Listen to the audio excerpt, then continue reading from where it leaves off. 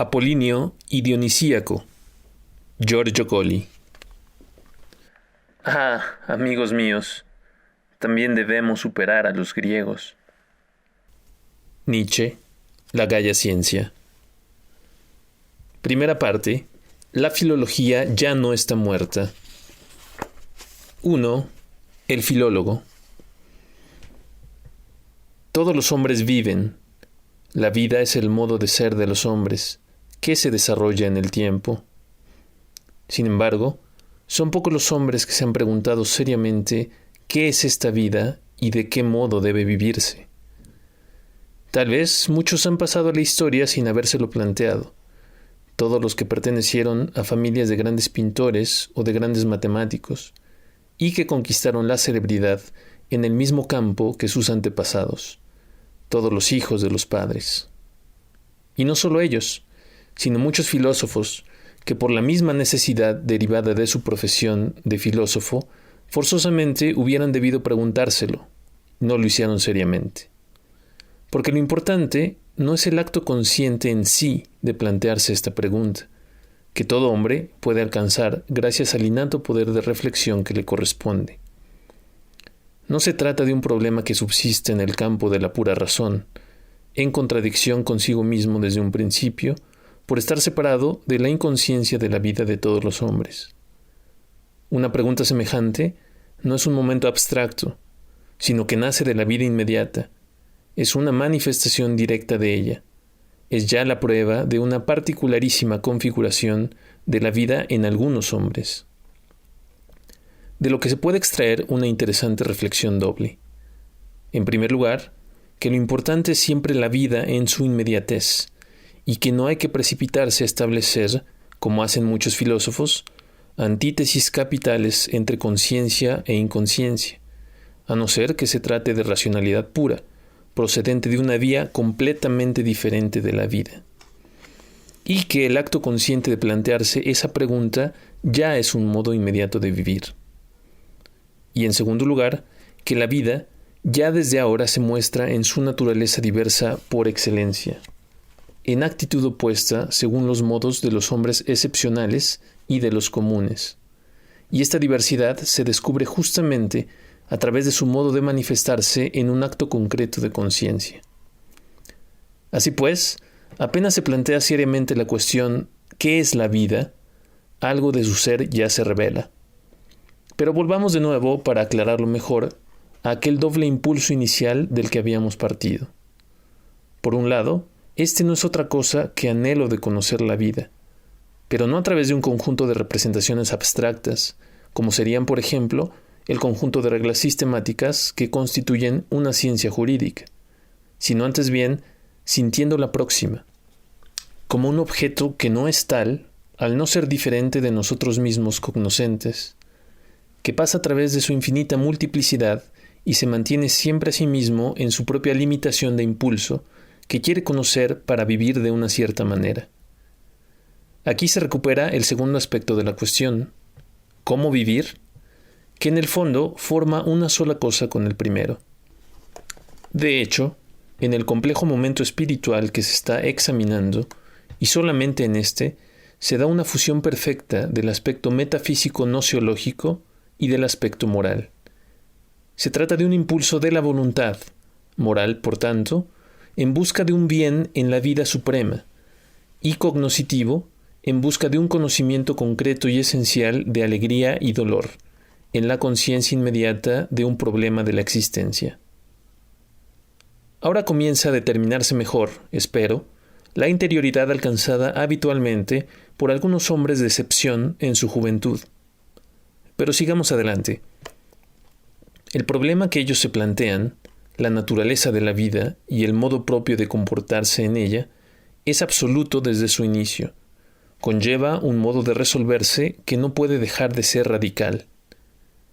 Esta otra característica deriva de su primordialidad, de que tanto lógicamente como por dignidad precede a cualquier otro problema, a cualquier cuestión filosófica o científica, por amplia que sea, aunque tenga que ver, por ejemplo, con la universalidad del mundo físico, debe precederle el problema de nuestra existencia, el único que la hace posible.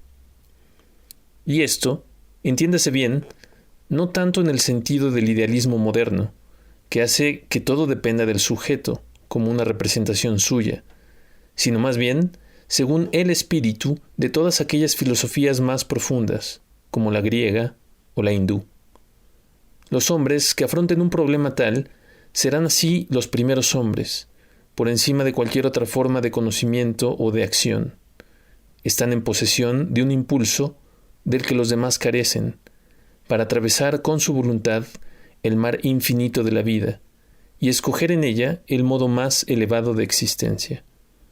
Así se aplica su inmenso deseo de dominio, en el conocimiento de todas las cosas, en su valoración y su condena, y en conclusión, en su vida, que abraza a cualquier otra y la domina. Hasta ahora, he intentado mantener una terminología concreta en la medida de lo posible, y así, la palabra vida, tan frecuente en boca de los pesimistas, Leopardi y Schopenhauer, tiene para mí el sentido de la realidad cercana, por cuanto siempre está objetivada, o en términos schopenhauerianos, vista en la representación. Al mismo tiempo, siempre a favor de la concreción, he querido partir de un punto en el que no fueran esenciales todavía las distinciones entre el aspecto nociológico, el metafísico y el ético. ¿Cómo llamaremos a aquellos hombres superiores? ¿Deberán ser necesariamente filósofos? No, no es necesario. Podrán ser también artistas o científicos, con tal de que partan de aquella interioridad a la que nos hemos referido. Pero debemos cuidarnos de que, por ser demasiado concretos, no acabemos en la indeterminación. Debemos tratar de dar con el modo de designar la posición dominante de estos hombres. Ellos buscan la vida, anhelan conocerla y se mueven en la representación. Pero si toda su actividad se agotase ahí, en el puro conocimiento, lo suyo no sería más que un frío vagar de científicos que reducen el mundo entero a objeto, a exterioridad, sin penetrar en el corazón de las cosas. Para lograrlo, hay que creer y sentir, a la vez que se conoce, y desde el primer momento hemos visto que esa es precisamente la aspiración de aquellos hombres. El conocimiento no es por tanto para ellos un fin en sí mismo, sino un medio para crearse un íntimo modo de ser perfecto. Las innumerables formas de vida que ellos estudian no les sirven más en cuanto les revelan por debajo del alma del mundo, a partir de la cual han de formar su propia alma. Lo que es más íntimo y secreto constituye la más verdadera realidad, y ésta solo se puede alcanzar en la inmediata actividad interior. Tiene lugar por medio del esfuerzo cognoscitivo, viendo a través de cada modo de vivir una manifestación y una expresión de la esencia. De momento no examinaremos más profundamente el valor filosófico de semejante visión del mundo, y buscaremos el nombre que puede darse a esta actividad, que ve el mundo y la vida como una gran expresión, y la estudia únicamente para descubrir qué hay detrás de ella. Nosotros elegimos el término filología. Aman el logos, quieren descifrar el discurso de la vida, descubrir la realidad a través de las palabras, de la naturaleza y sobre todo de los demás hombres. No son artistas puros, porque poseen esa conciencia intimísima que a ellos les falta, aquel incansable impulso moral. Tampoco son filósofos puros, puros conocedores, que extraen, podría decirse, el logos del logos, alejándose todavía más de la realidad íntima, entendiendo que la expresión es el fin, racionalistas como son. Son filólogos, es decir, artistas y filósofos humanos en un sentido todavía más profundo que el renacentista. Algo parecido había visto Nietzsche ya en 1869, cuando en su prelución en la Universidad de Basilea expresaba la esperanza de que se unificasen filología y filosofía, aunque se detuvo demasiado pronto en este camino. Filología es el amor por todo lo que aparece, por todo fenómeno, pero considerado como creación. y de ahí el anhelo primero de alcanzar al Creador y vivir su vida.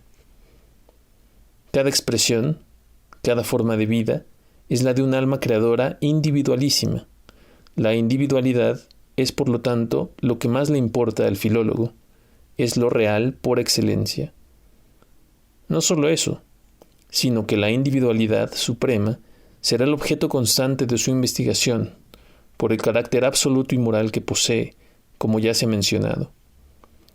Y es así como el filólogo no tarda en revelarse filósofo y metafísico, con su afirmación de la individualidad como esencial, y la presencia, además, de un principio jerárquico entre las esencias. Luego, en su investigación, se comporta como un científico, pero incluso en este caso de un modo muy diferente del científico puro. Nunca puede detenerse definitivamente en una solución, cuando se encuentra con la dispersión fenoménica de la vida, ante un cúmulo de representaciones contrastantes que no permiten que se aviste la esencia, y sufre. En cambio, el científico, para quien nada existe fuera del logos, se desentiende de la situación por su irracionalidad, y desde el momento en que no puede dominarla a priorísticamente, procede por aproximaciones. El estatismo, la claridad y la abstracción del concepto son para el científico un límite ante el que hay que detenerse con satisfacción. El filólogo, por contra, aprecia la racionalidad solo por lo concreto que hay tras ella, porque es un sólido punto de partida para la búsqueda de la individualidad, que es lo único que le importa. La filología es así esencialmente misticismo, pero no oscuridad, como acostumbran a decir del misticismo los racionalistas, porque no se abandona pasivamente a la indistinción. Ella es la búsqueda de la verdadera claridad, de la luminosidad griega, que pasa a través de toda la racionalidad y la encuentra todavía demasiado oscura, como la fría luz lunar. Ella quiere una luz que sea caliente, vital. La verdad es, al mismo tiempo, general en grado máximo e individual, y la razón no puede dar más que aproximaciones a estos dos requisitos opuestos. El concepto será un género, de acuerdo, pero un género determinado y aislado de los otros géneros, que sólo permitirá un conocimiento parcial en cuanto a la amplitud, y por el otro lado, siempre revelará un tipo y no un individuo. Será parcial también en cuanto a la profundidad. La intuición filológica captará en cambio, con la máxima claridad, las más elevadas y complejas individualidades, conectadas unas con otras, como veremos, y que son al mismo tiempo los géneros últimos que comprenden en sí las infinitas posibilidades de las pequeñas individualidades que se forman en la ramificación fenoménica. Otra cualidad del filólogo es la tendencia a establecer un nexo de continuidad entre todas las cosas.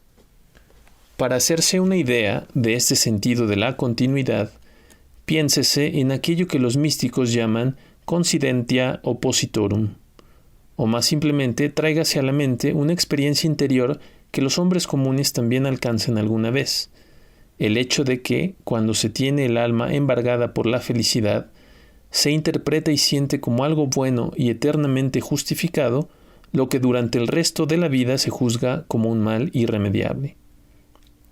El mundo, en su vestidura fenoménica, aparece diverso, separado, disgregado y contradictorio. El filólogo, que penetra en la esencia íntima, lo descubre como continua y unívocamente real, ligado todo por un vínculo único, por un nexo que vuelve semejantes incluso dos cosas aparentemente muy diferentes. Este sentido particular se llama magia en el Renacimiento. Resultan muy apropiadas las palabras sobre la magia de Pico de la Mirandola. Las maravillas del arte mágico no se realizan si no es por unión y actuación de aquellas cosas que están en semilla y dispersas en la naturaleza.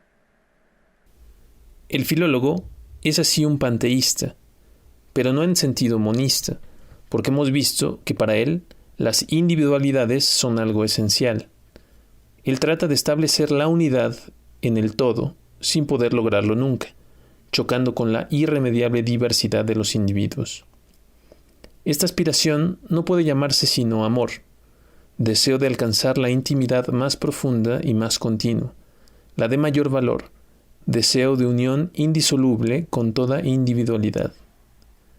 El filólogo es un gran amante, estudia y espía cada expresión, tratando de descubrir aquella intimidad que es igual a la suya, tratando de encontrar una conexión con el mundo. Mira al mundo buscando la forma de vida más elevada y más cercana a su interioridad, y encuentra al hombre. Su naturaleza es así política sobre todo, porque es con sus semejantes, con los demás hombres que lo circundan y junto a los cuales debe convivir necesariamente, con quienes espera realizar esta unión. Por consiguiente, es a ellos a quien les dirige su amor, que es su modo de ser. Solo si esta tentativa fracasa, deberá entonces mirar a la naturaleza para encontrar un nexo más difícil de continuidad con ella. Su desgarro es la búsqueda incansable de la interioridad concreta de otro hombre, el anhelo de captarla en su totalidad y de sentirla como propia, una búsqueda que nunca llega a cumplir. De modo que vive solamente para las expresiones de aquella persona, olvidándose de sí, intenta penetrar en el interior de cada una de sus palabras, y más que de cada palabra, de su voz, de sus gestos, de aquello que le parece menos conceptual y más cercano al centro vital. Lo que explica también, dicho sea entre paréntesis, su amor por la filosofía y por la música, por aquello que es general, aquello que está disponible para muchas interpretaciones y a una sola verdadera. Este amor por los hombres, al principio, tiende al conocimiento y posteriormente a la vida en común. ¿En qué consiste entonces este apasionado momento cognoscitivo del filólogo, este vislumbrar en cada fenómeno una verdad suya profunda? Por ejemplo, en saber ver en los ojos de una muchacha, sin que se muevan, el deseo repentino de llorar. Ella calla apartada, y aquellos que la rodean bostezan aburridos de la vida, siempre igual a sí misma. Pero en aquel momento, el alma del filólogo se ha unido a la de la muchacha. Esta actitud es muy similar a la del poeta, pero mientras éste vive inconscientemente un momento de vida semejante, que sólo se le hace consciente y volitivo de cara a la expresión y para crear una obra de arte, él quiere el sentimiento de un modo esencial, emplea la voluntad filológica para obtenerlo, y alcanza aquel momento consciente del modo inmediato que ya hemos visto, sin preocuparse de otra cosa. El amor es para él algo espontáneo, que nunca le falta, y cuya ausencia anularía su deseo de vivir. Lo lleva consigo desde el principio, un río que corre perennemente en el alma. Intenta tan solo poder dirigirlo, escrutando la interioridad de los demás hombres según su modo de manifestarse. Se acerca a los tímidos y se siente más cercano a ellos cuanto más tímidos son.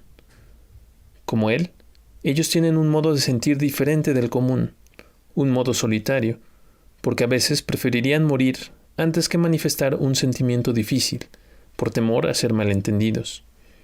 Y los ama también, cuando quisieran preguntar algo y sin embargo callan, para no escuchar el rechazo o bien el gélido consenso de aquellos a quienes aman, previendo que no comprenderán su contención.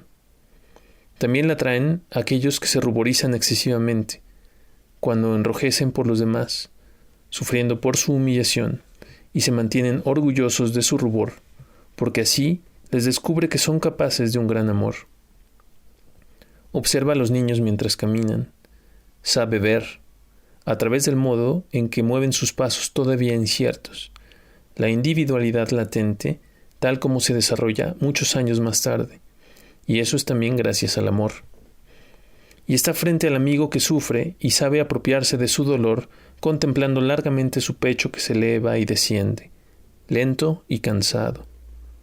Para él, la vida transcurre así en un peregrinar a través de muchas almas, en busca de las más elevadas y cercanas a la suya, aunque no le falten las desilusiones, pues las almas nobles son pocas en el breve periodo de tiempo que tiene para vivir.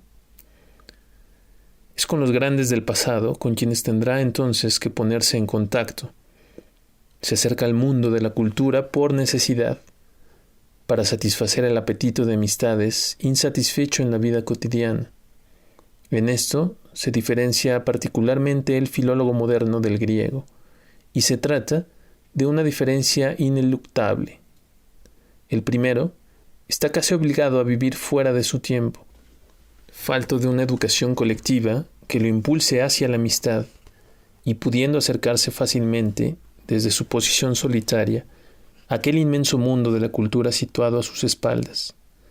El segundo, en cambio, vivía envuelto por su época y por su polis, sin tener tras de sí grandes panoramas de personalidades ilustres, y con la posibilidad de amar a los hombres que estaban muy cerca, y a su logos, entendido en su sentido propio, como discurso hablado. Y es así que la cultura del espíritu, es decir, la historia de la filosofía, del arte y de la ciencia, debe ser estudiada e interpretada por él de un modo vital, como un momento esencial y ya creativo de su desarrollo. La historia de la filosofía significa para él una toma de posición filosófica y moral.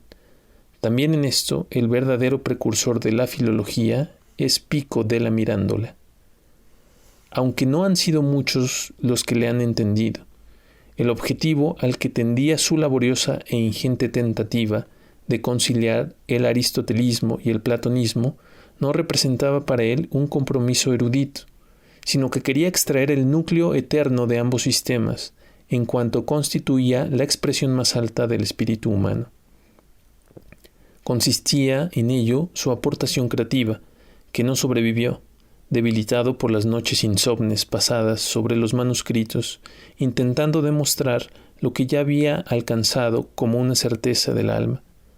No llegó a la propia madurez y no añadió su propia expresión filosófica a las de Platón y Aristóteles, sucumbiendo con un heroísmo oculto a las multitudes. Y sin embargo, la historia de la filosofía está de moda hoy en día. No hay motivo de queja. La mayor parte de los filósofos modernos, Cassirer, Windelband, Dilthey, Seller, Nathrop, Joel y muchos otros, son esencialmente historiadores, pero no seguidores de Pico. No van buscando el valor supremo en la personalidad de los filósofos. Su cultura congela al entusiasta. Es objetiva, enciclopédica, informativa. La masa de hegelianos, más nutrida que nunca, señala un supremo valor, el espíritu absoluto, en el futuro lejano. Pero no es esto lo que busca el filólogo, deseoso de amistades concretas. Con todo, en este aspecto de su actividad, se acerca bastante a lo que se llama comúnmente un filólogo, que se manifiesta sobre todo como científico, no teniendo ya nada que ver con palabras vivas ni con miradas, sino con signos muertos sobre los libros, y en consecuencia obligado a trabajar con la razón y sus conceptos. Científico muy especial, sin embargo, como ya se ha dicho, y sumamente perfecto en su impulso de dominio. Su punto de partida es la crítica de la ciencia en general y el deseo de descubrir una nueva, más concluyente, más definitiva. Es la sensación de insatisfacción, de desaliento y de escepticismo lo que elimina toda aspiración al conocimiento frente a la ciencia actual, mudable y afanada, que se pierde en la multiplicidad de teorías siempre en contradicción unas con otras. En este momento cultural, en este predominio temporal del conocimiento sobre la vida, para encontrar una vida superior, funda una ciencia propia, que tiene un ámbito mucho más amplio que el correspondiente a lo que comúnmente se llama filología. Hasta ahora, la filología se ha limitado al estudio de la palabra escrita del pasado remoto, al estudio de la expresión en cuanto que tal, no de una expresión para reencontrar la intimidad que subyace en ella. Su objetivo ha sido clasificar y analizar, determinar cómo una cierta sucesión de palabras escritas, según un cierto espíritu informador, podría llamarse poesía, o botánica, o filosofía moral. Pero la filología verdadera quiere unificar. Su campo natural se extiende a todos los tiempos. Tiene como contenido cualquier expresión, palabra hablada, sonido musical, dibujo, irrelevantes en sus variedades externas e inteligibles como signos explicativos de una gran fuente común, la intimidad del alma. A estudiar, por tanto, como vida, del mismo modo que la palabra hablada, es decir, que el campo de acción estudiado hasta ahora por el filólogo. A día de hoy, la filología sufre más que nunca de los defectos comunes de la ciencia contemporánea en general, el empirismo a ultranza y, sobre todo, la falta de un método cognoscitivo y de un criterio seguro de la verdad. Mi experiencia respecto de todos los libros de filología clásica es desconcertante. No se encuentra en ellos una demostración que no tenga racionalmente un punto débil, o que no resuelva la cuestión unilateralmente, descuidando los puntos de vista opuestos. Parece inconcebible que no se haga evidente el ridículo cuando dos filólogos construyen, sobre una cuestión controvertida, dos teorías opuestas e igualmente elegantes. Cada uno de ellos se basa en 3 o 4 elementos, cuando se deberían tener en cuenta centenares, y se estaría todavía sobre el camino erróneo, por ser empírico. Cada filólogo está tan seguro de su ciencia como de ser más inteligente, y no lo cree de mala fe. Esta es, por lo demás, la condición de todas las pretendidas ciencias que podemos llamar humanas, como la historia política y social, y las doctrinas jurídicas, que van además tan lejos por el camino de la empiria que se reducen a un enorme cúmulo de hechos brutos. Se ha llegado al punto de valorar como un óptimo historiador al que sepa establecer el número de faisanes y perdices que entraron en las cocinas de Enrique VIII de Inglaterra, y además su raza y procedencia. Kant había establecido en su tiempo la posibilidad de ciencias perfectas, las matemáticas y las físicas puras. ¿Por qué no es posible elevar a la par las ciencias humanas que también deberían merecerlo? Las matemáticas y la física kantianas están construidas exclusivamente a priori y nunca entran en antagonismo con el elemento a posteriori, cuya presencia es necesaria sólo en cuanto contenido posible del a priori. Se puede afirmar, en general, que ninguna ciencia puede pretender ser absolutamente tal si está constituida por dos factores opuestos entre sí, o más específicamente, si en ella el elemento racional no sobrepasa netamente desde el principio al empírico. Una condición tan afortunada no la tiene siquiera la física. La tendencia excesivamente experimental ha hecho que se haya perdido del todo el sentido de la generalísima ley racional, que sólo se debe verificar en el fenómeno después de haber sido intuida, y ha reducido la ciencia a una serie interminable de experiencias eléctricas y térmicas, y de humillantes cálculos numéricos que conducen a un incomprensible simbolismo analítico, bien alejado del fin de la ciencia, la perfección, la claridad y el carácter racionalmente definitorio, pues a un ojo desinteresado todo ello se le revela como un cúmulo de aproximaciones y de incertezas convertidas en símbolos. La situación de las ciencias del hombre es desde el primer momento mucho más desfavorable. Mientras en el mundo de la naturaleza se muestra una cierta racionalidad incorporada a su apariencia externa, en la circularidad del movimiento de las estrellas y en la periodicidad de muchos fenómenos celestes, el mundo humano se nos presenta como un caos desordenado e irracional. La experiencia es naturalmente la condición inicial indispensable de cualquier ciencia, entendida como adquisición de un patrimonio de representaciones profundamente vividas y regidas por una fuerte voluntad. Pero mientras los científicos naturales como Leonardo o Galilei abandonaban de golpe este pedestal para saltar hasta la intuición científica, que tenía un valor originario y para nada derivaba del trabajo experimental que la había precedido, el estudioso del hombre se limita siempre a quedarse en el desolado campo de la experiencia, con la abstracción de algún pseudoconcepto de validez condicionada como única satisfacción. Pero, aunque admitamos que el dato empírico está dominando peligrosamente las ciencias humanas, si ha de existir un principio absoluto de verdad que rija la ciencia, deberá tener validez también en el campo humano. ¿Cuál es la base que sostiene aquellas supremas leyes de la ciencia natural?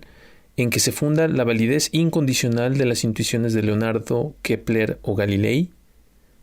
Son intuiciones, de acuerdo, pero en su formulación desnuda no escaparían a una crítica escéptica, y se podría defender el derecho a poseer la intuición contraria, tomando el término intuición en un sentido puramente racional y representativo, como un momento espiritual aislado. No basta la sucesiva verificación experimental, que permanece en el campo empírico, para probar la validez absoluta, sino que es necesario remontarse hasta escrutar el alma en el instante que precede a la intuición científica. Tampoco la solución kantiana, aunque explique la objetividad de la ley científica con la universalidad y la necesidad de sus dos intuiciones del tiempo y del espacio, no logra justificar la particularísima actitud individual que asume la intuición física o matemática, que no puede derivar del tiempo o del espacio, que son formas vacías, y si al contrario el elemento material entrase a formar parte de ella, la intuición perdería necesariamente su carácter a priori. El secreto de estas intuiciones científicas superiores es otro. Kepler, dice un conocido crítico, encuentra la clave para comprender el mundo en una concepción de la fantasía en la que el pensamiento matemático se funde con el sentimiento musical y con la inclinación estética. Algo muy similar nos dicen las doctrinas de los pitagóricos, que afirman la armonía como principio supremo del mundo, de números y sonidos al mismo tiempo. Esta es la buena vía para llegar al origen de la ciencia más verdadera, si bien yo haría una distinción entre el momento musical y el momento matemático. Para hablar en términos schopenhauerianos, y dicho entre paréntesis, no es posible seguir en nuestra vía de búsqueda sin antes haber penetrado a fondo en el sistema de Schopenhauer. El primer momento pertenece al mundo como voluntad, el segundo, en cambio, a la representación. La música y las matemáticas, consideradas en sí mismas, constituyen la antítesis más neta que se puede imaginar, como la que se da entre el frío y el calor, o entre lo exterior y lo interior. Por tanto, no podrán subsistir en el mismo instante en el alma de un hombre, pero dado el complejo momento espiritual que las abraza a ambas, se hace necesario que exista un paso entre ellas. Y puesto que la expresión matemática es definitiva, unida directamente al posterior desarrollo científico, por fuerza será la música el origen primero de la intuición y la causa de su validez absoluta. En consecuencia, hay una sucesión temporal entre momento musical y matemático, entre intimidad y expresión. Dicho en términos cognoscitivos, la oposición entre sujeto y objeto desaparece en el estado del ánimo musical, y esta es la única condición para llegar a la verdad de las cosas. Aquí seguimos a todos los místicos y a Schopenhauer, aun cuando debamos distanciarnos de él cuando se retomen más concretamente todos estos problemas sobre la naturaleza de la música y sobre la conveniencia o no de este acercamiento a la verdad. Con todo, es raro encontrar científicos que posean semejantes intuiciones.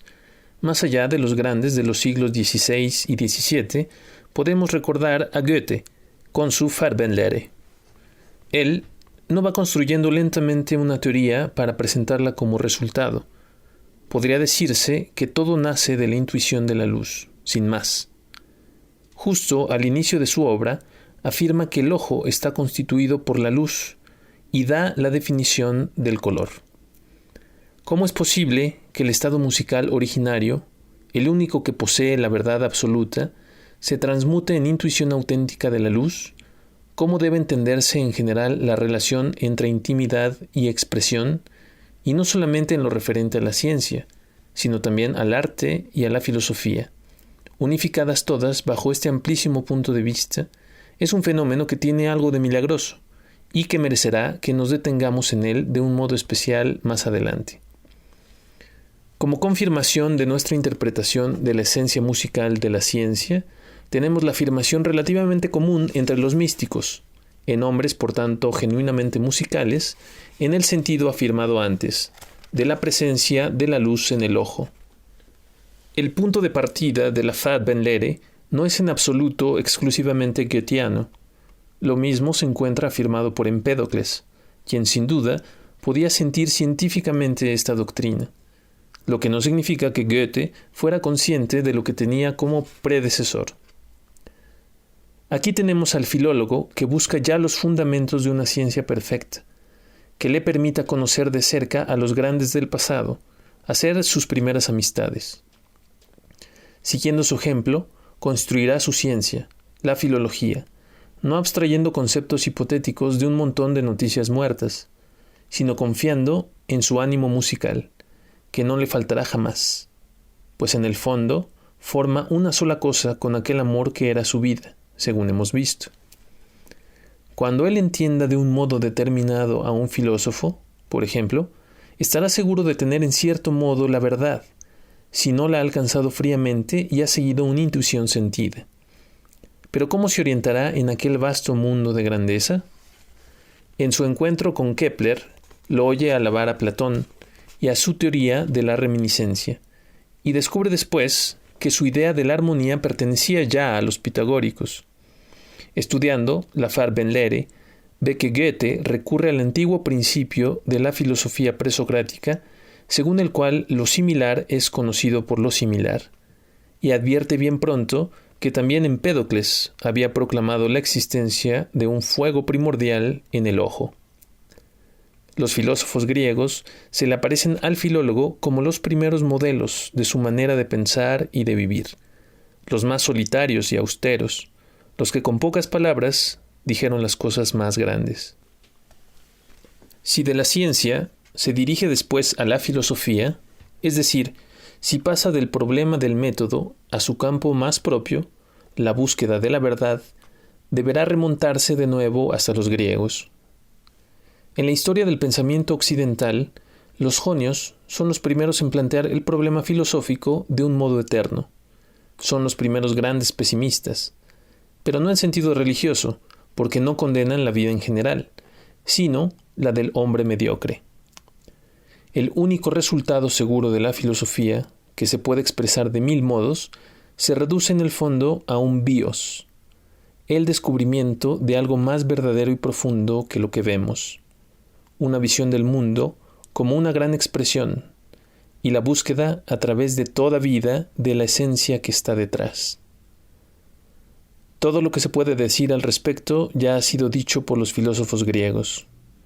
En esta dirección, ellos forman un bloque compacto hasta la conversión madura de Aristóteles, con esporádicas y discutibles excepciones, como el fenómeno ateniense y sofístico, que no es en verdad genuinamente helénico, y la aparición de Demócrito, sobre el que en cualquier caso queda mucho por investigar.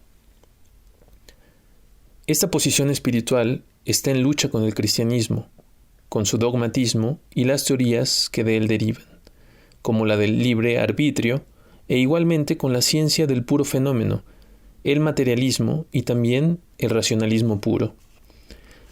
No es que reniegue de la razón, sino que la limita, como se ha visto, haciéndola depender de la intuición.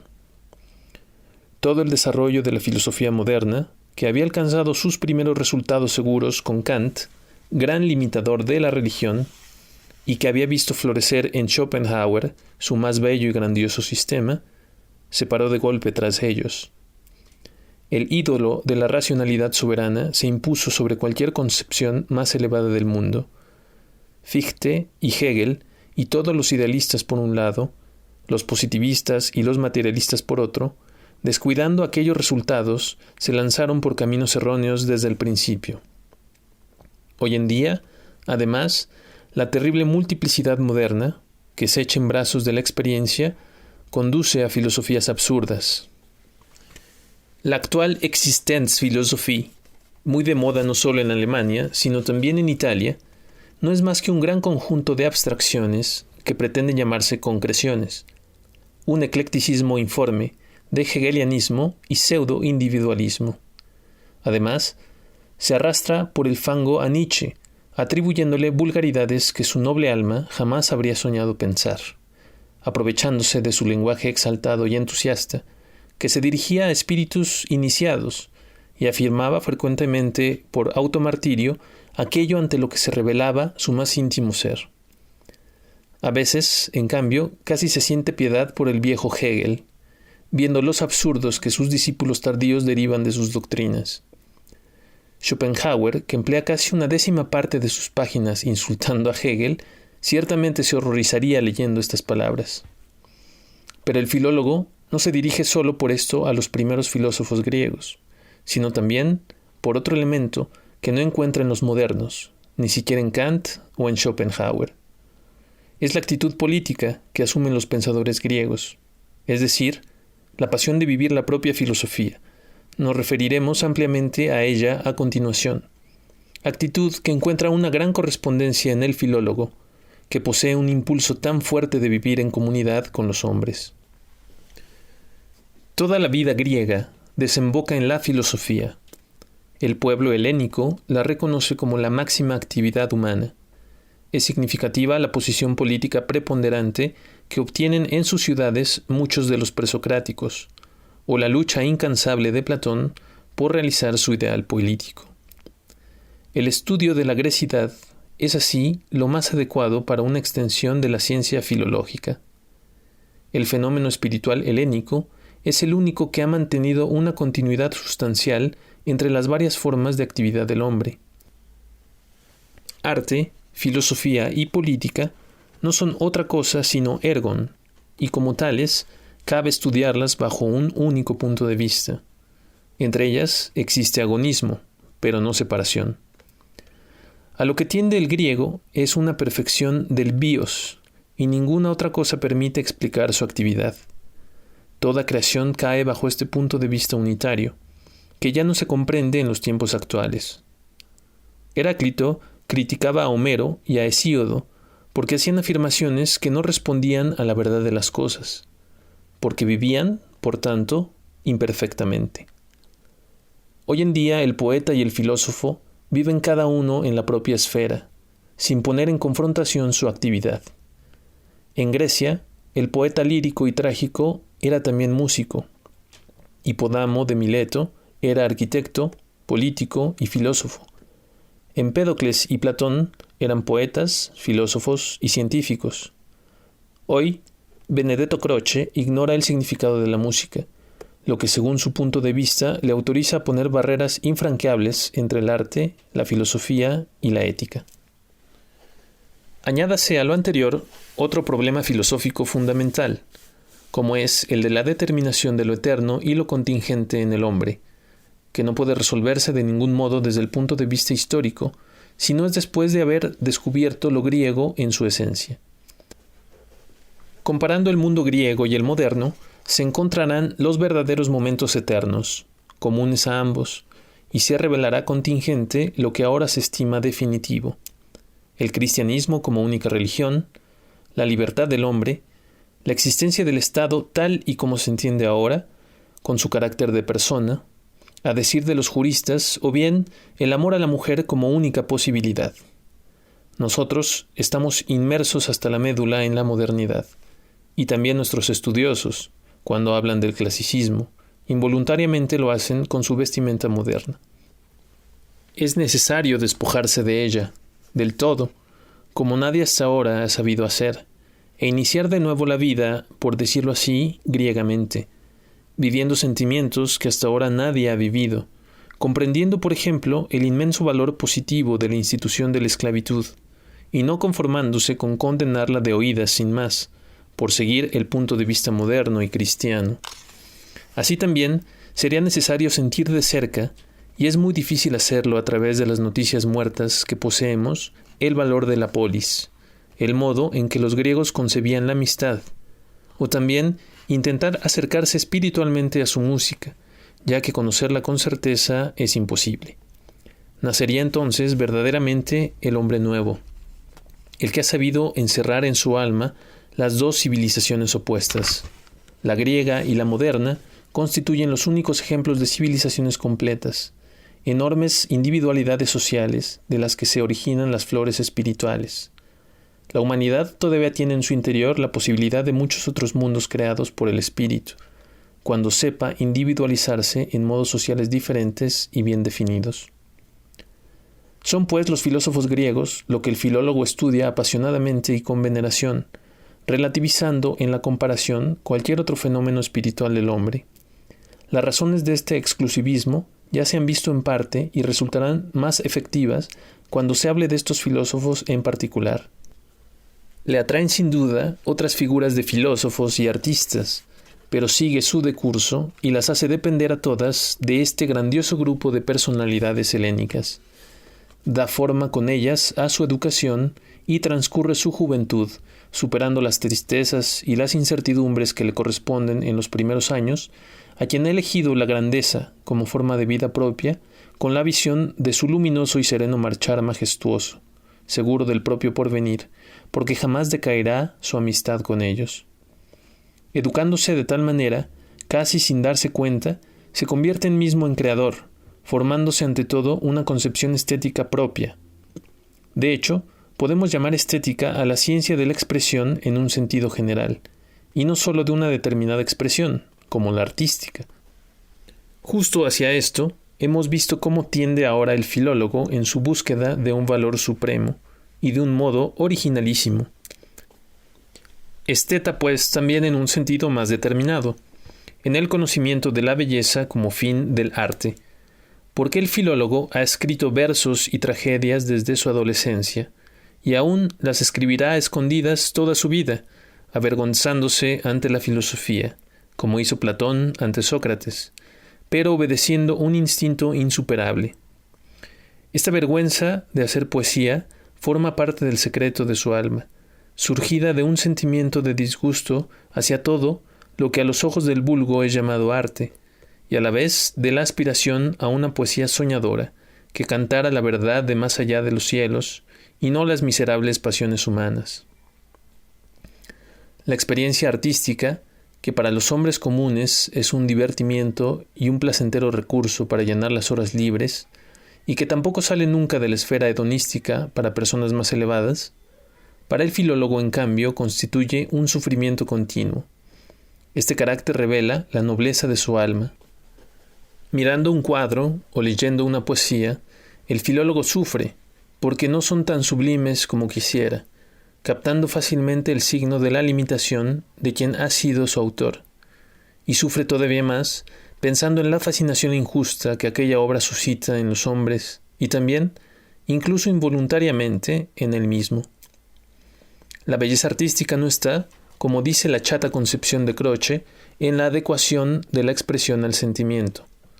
¿Qué importa una perfecta expresión si no posee ningún valor la intimidad que subyace a ella? No solamente desde el punto de vista moral o estético amoralista, sino en el sentido vital, en el sentido metafísico. El arte, con el que el filólogo sueña, es también filosofía, es también ciencia, y es sobre todo vida moral, el propio bios, que debe crearse según el modelo de aquellos grandes pensadores helénicos que conocieron la belleza más que cualquier otro.